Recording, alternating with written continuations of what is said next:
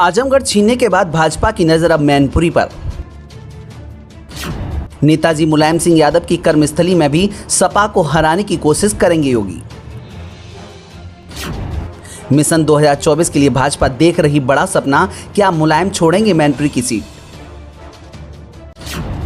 देखिए अंदर ही अंदर क्या हो रही प्लानिंग और अखिलेश यादव कैसे चुनौती का करेंगे सामना। आजमगढ़ और रामपुर की जीत के बाद बीजेपी ने अभी से 2024 के लिए तैयारियां शुरू कर दी हैं और कुछ ऐसी सीटों की लिस्ट तैयार की गई है जहां से भाजपा कुछ भी करके जीतना चाहती है। इस लिस्ट में सबसे ऊपर मैनपुरी सीट, जी हां, वही मैनपुरी जो नेताजी मुलायम सिंह यादव की कर्मस्थली है, सपा का गढ़ है और माना जाता रहा है कि मैनपुरी से सपा ही जीतेगी। आजमगढ़ की जीत से भाजपा को ऐसी संजीवनी मिली है कि अब उसे कोई भी सीट नामुमकिन नहीं लग रही है।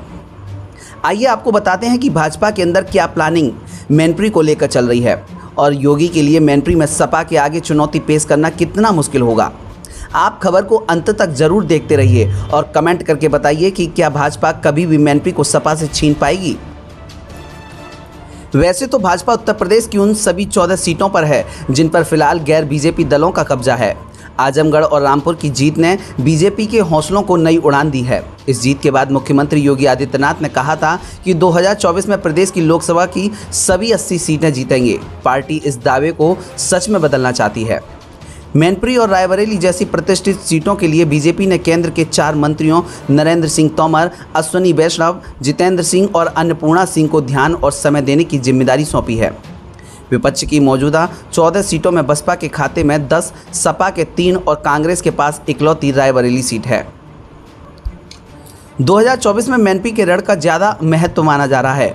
सिर्फ इसलिए नहीं, फिलहाल वहां की नुमाइंदगी मुलायम सिंह यादव कर रहे हैं। महत्व इसलिए अधिक है कि परंपरागत रूप से यह इलाका सपा का गढ़ रहा है। इस सीट के नतीजों का संदेश दूर तक जाता है। बीजेपी ने मैनपुरी में अपनी ताकत लगातार बढ़ाई है। 2024 तक बीजेपी वहां बाजी पलटने लायक ताकत हासिल करने की कोशिश में है।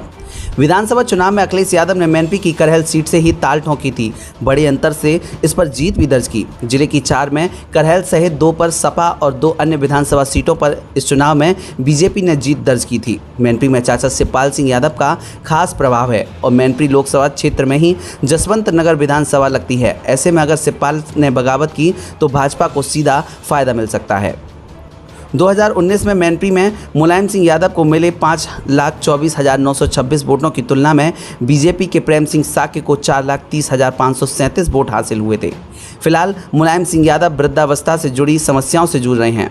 चुनावों में उनकी उपस्थिति अब प्रतीकात्मक ही रहती है। यादव परिवार के 3 सदस्य डिम्पल, धर्मेंद्र और अक्षय यादव पराजित लोगों की कतार में लग चुके हैं। शिवपाल यादव के लिए अब अखिलेश की हार खुद की जीत है। अपर्णा यादव बीजेपी के साथ खड़ी हैं।